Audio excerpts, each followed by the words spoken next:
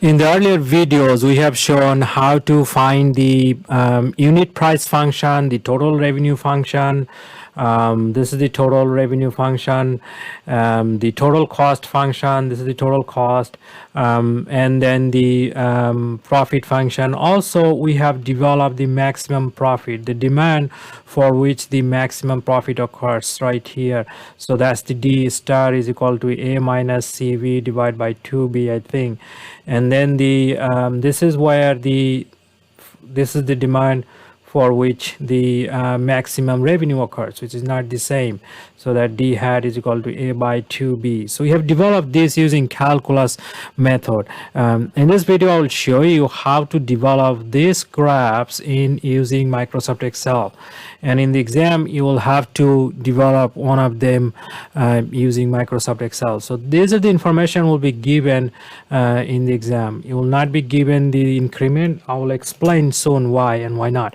So the fixed cost, the price function, intercept, and the slopes are found from the price function. So you'll probably be given only this, not that.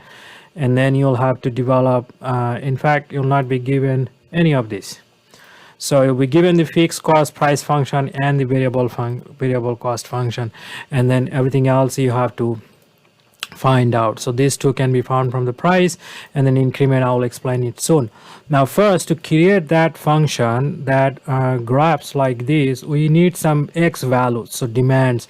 We're going to create some fake demands right now. So to do that, we'll start with 0. So let's write down here demand, and then let's start with 0. And then what we're going to do is basically we go increment by 200. Not that every situation will be better off by incrementing 200. We'll explain. We may have to change the increment order. Depends on the size and volume of the stuff we are dealing with. If it's like 1 million products are produced, then probably increment by 100,000. If it's just produced in 1 million, you can increase by 200. So we'll see in this video how to work with that. So that's your decision how you want to increase. And after we develop this, towards the end, we'll be able to see whether you have enough increment or not. And then the second thing is the fixed cost function, which is just simply this value. There is no function. It's just a parallel line to the x-axis. It is fixed, doesn't change. And then the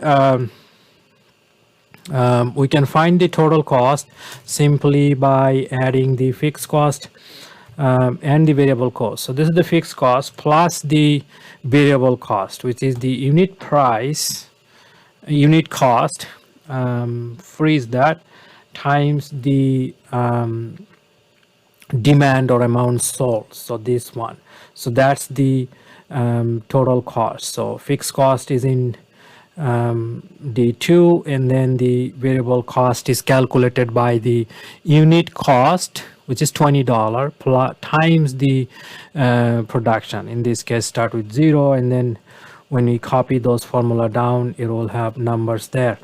Then we're going to calculate the total revenue. Now before we do that, I think the unit price would be a better first we create that. That's going to be easier to process. So unit price is basically this guy. We're going to freeze that, and then minus the slope. We'll have to freeze that as well, times the demand, which is this we have created. We're not going to freeze that. So we have the unit price, so the total revenue. So we're going to sell each unit on this price. So the total revenue is simply be total revenue will be simply the unit price times the amount we sell, which is this guy. And then we have the total revenue and total cost. So then we can find the profit here, which is equal to the total revenue minus the total cost. I just wrote total. That should be actually total cost. Let me check the formula.